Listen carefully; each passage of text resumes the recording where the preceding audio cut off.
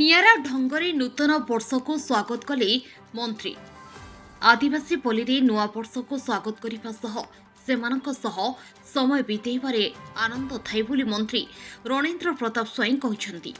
राजनीति रे पाद थापिबा दिन ठारू 50 वर्ष धरी नूतन वर्ष को नियारा ढंगरे पालन करि आसुछंती आठगड़ विधायक तथा कृषि मंत्री रणेन्द्र प्रताप स्वाई।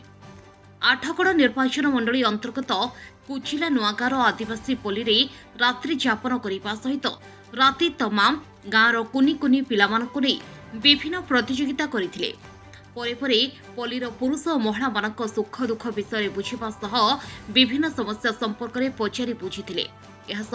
संध्यारे गोबरा पंचायत रे आदिवासी पल्लीर लोकमानकु मिठा खुआइबा सहित शीत वस्त्र बंटन करथिले। आठगड़रू नृसिंह राउत को रिपोर्ट, हर्षिका मीडिया।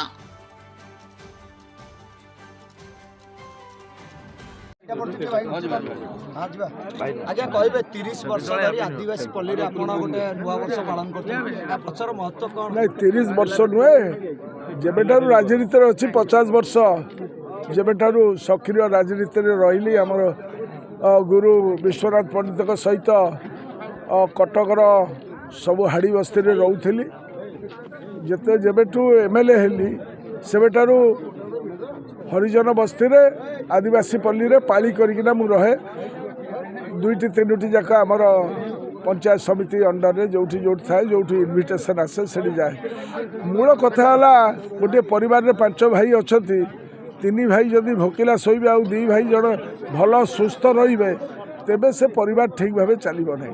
तेणु आमर सामाजिक सीढ़ी सबुठु तले जो लोकटी अच्छी शेष लोकटी कथा गांधीजी कही।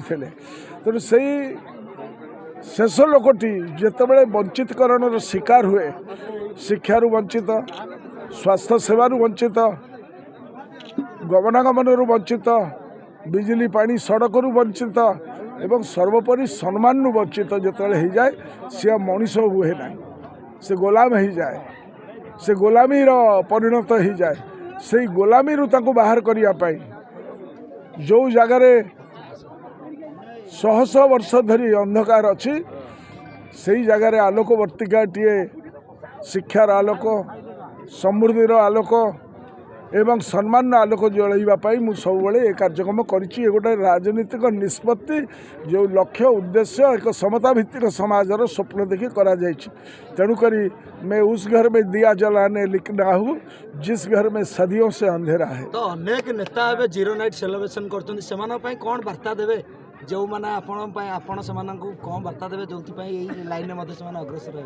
मो संगे जो मैंने अच्छा आम निर्वाचन मंडली और ओडिशार विभिन्न प्रांत में जो मैंने अच्छा सारा भारत वर्ष जो मैंने मो संगे चली से विचारधारा जो मैंने आम संगे बांधी होती से मैंने रचनात्मक और गठनमूलक कार्यक्रम करुँच सामाजिक स्तर में एवं अन्य स्तर में। आम विजु जनता दल सर्वोच्च नेता सीए विजु जनता दल को एक सामाजिक आंदोलन परिणत कर जो भाव में आम रक्तदान शिविर करुचु, रचनात्मक गठनमूलक कार्यक्रम करुचु। से आम समस्त को कहीचु जे नवीन बाबू भली निरलस एवं सरल कार्यक्रम कर एवं से अनुसार लोकंर सेवा कर। से कार्यक्रम आम संगे जो मैंने अच्छा आम प्रवर्तक करुचु। ये गोटे आंदोलन, गोटाए दिन आंदोलन, ये गोटे विप्लव जो विप्लव सरी ना, संग्राम सरी ना, अरी मरी ना। इच्छा नहीं केवे नहीं ताकू तो बहुत चकाचक जीवन में देखी से जीवन को छाड़ी मुझे आसी एठी जो नहीं, एठी मजा नहीं, एठी आनंद अच्छी।